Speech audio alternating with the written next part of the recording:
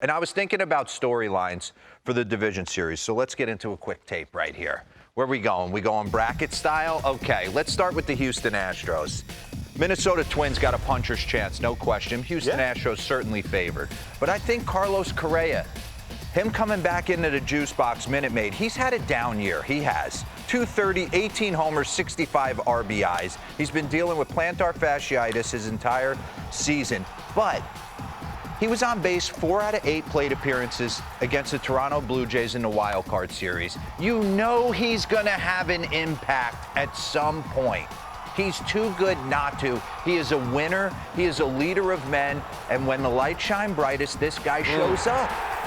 And he knows how they're going to attack him. So for me, Correa, I'm looking for a 3-run bomb in one of these series. I want to see the reaction of the fans when he goes up for his first time. They'll cheer him, and then after he has a moment, they'll boo him.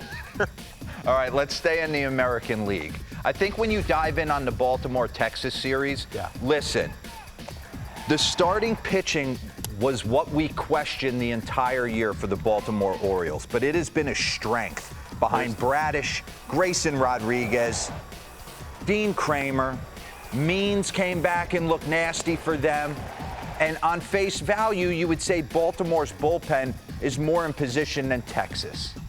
But I would kind of disagree. I feel like they've significantly struggled since Felix Bautista went down. They got good options out there. Cano is dirty, no question about it. CNL Perez from the left side's nasty. A sleeper candidate is Tyler Wells. But take a look at this board. Lowest strikeout percentage among bullpens.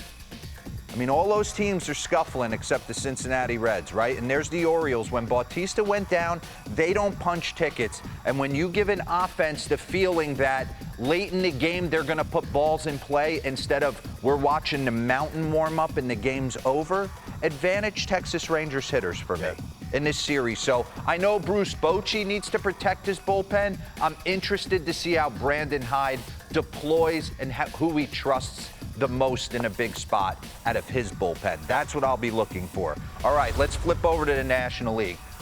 I hate to say this, but I believe Spencer Strider, game 1, gotta have it. In Truist Park, has to set the tone against the Ranger Suarez for the Philadelphia Phillies. You cannot lose this game and put pressure on Max Fried and his blister going up against Wheeler with the Phillies rolling, okay? And Spencer Strider has been an absolute beast against the Philadelphia Phillies in his career. 8-0 with a 1.9 ERA in 8 regular season starts. But we all saw last year Bryson Stott have a huge double. Rhys Hoskins slam his bat. So the Phillies are flying high. He needs to take the wind out of their sails a little bit. Everybody's on them right now. And he needs to set the tone and fire some fastballs by this team. I'll be interested to see there. And then let's take it to the Dodgers, Arizona. There's a lot to love here, but there's a sneaky player in the Dodgers lineup that's gonna get monster ABs, and he has been effective all year, and his name is Jason Hayward. He's 9 for 24, 3 home runs, 7 RBIs in 9 games versus the Diamondbacks this year. He sees them well. And he's been in big moments before. And if you take a look at his career splits, he's refound it in Dodgers. He really has. So I know the focus is going to be on Freddie and Mookie, Will Smith, Outman, Max Muncy. I got it. But Jason Hayward could clip one in a big spot, and I'd love to see that happen. Second best slug for him. So those are my 4 kind of things secretly I'm looking at. I want Strider to set the tone. Hayward might run into one. How does Brandon Hyde deploy his bullpen and the Carlos Correa effect? Philadelphia has to win the Wheeler starts.